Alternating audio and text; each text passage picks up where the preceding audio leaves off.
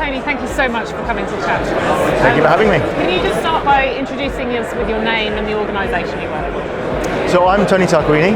I'm the Director of Strategy for InsurTech Scout. Fantastic. And can you give us a brief description of what InsurTech Scout does? So InsurTech Scout is the ecosystem for the InsurTech industry. When I joined this industry many years ago, I probably knew all the suppliers in the industry. Today it's hundreds if not thousands of companies.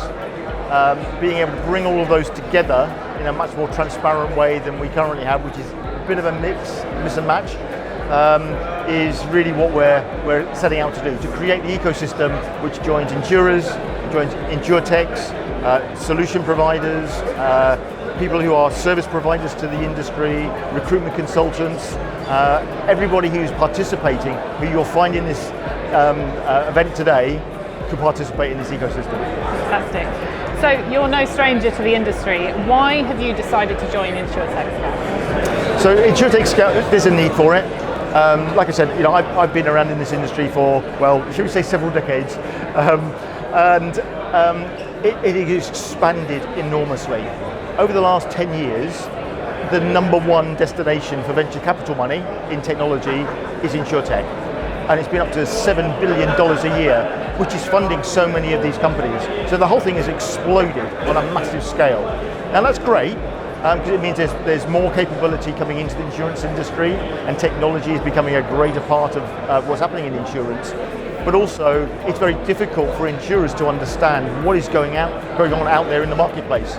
So the reason why I'm joining is it's a really exciting time to be able to create something for the industry, and I feel like I'm giving something back, and I can use my contacts and knowledge to help with that.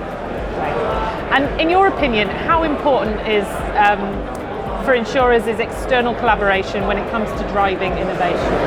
I would say it's absolutely crucial. The lovely thing about insurance people is that they're very risk averse. So you can pretty well predict what they're going to do. The problem from a technology point of view is they're very risk averse. So, being able to stimulate that from the outside, for them to see the potential that could be brought into their own organisation, to be able to talk to business people who have problems that they're trying to solve, which maybe 5 years ago with the technology that was available couldn't be solved, but today can be by new technology.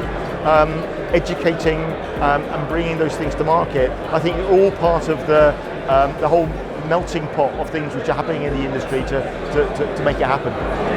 And how does InsurTech Scout make collaborations with the InsurTech ecosystem? How does it make it more effective and efficient? Okay, so what it does is to allow everybody to go onto one platform together. So you've got the platform and you've got the ecosystem. The ecosystem is all the people, all the players, all the organisations are in it, and the platform is the technology that allows them to do that. It's allowing an insurer in London to know that they have a problem, but there's somebody in San Diego who's solved that problem already, and they've sold it once, and they've sold it several times to several companies in America, for example. So why couldn't you take that solution and bring it into London? Similarly, something in Singapore could be a problem that London has solved. So it's much more of an international market than was even 5-10 years ago. And the ability to use international solutions to solve problems on your domestic front is a reality which wasn't there before. And obviously annual funding for InsurTech halved between 2021 and 2022. So in your experience, what are some of the biggest challenges that InsurTech startups face when trying to secure funding? Yeah, so like I said, a lot of money has flown into this industry over the last few years. Unfortunately, a lot of it hasn't worked. And that is because insurance is fundamentally a counterintuitive industry. People come into it saying, oh look, that's a terrible problem, I could solve that problem, I know how to do that, and they see a symptom. What they don't understand is the underlying cause to that symptom. And frankly, if it was an easy to solve thing, there's some very smart people in this industry who have solved it a long time ago. So they come in and they think that they've got a solution, but they haven't. I think what is now happening with funding is that the funding organisations are starting to understand that, and they're looking underneath the covers of this. Okay, so you see a symptom there and you want to be able to, what's the underlying cause for that symptom and how are you going to solve that problem? and they're relying on people probably who have got a little bit more experience in the insurance side of it rather than the technology side of it.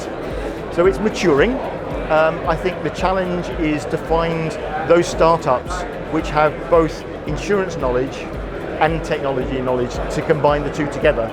And if you don't have both, I think you'll find it difficult to get funding, and I think you'll find it difficult to be successful. Amazing. And do you have any predictions for us for 2023?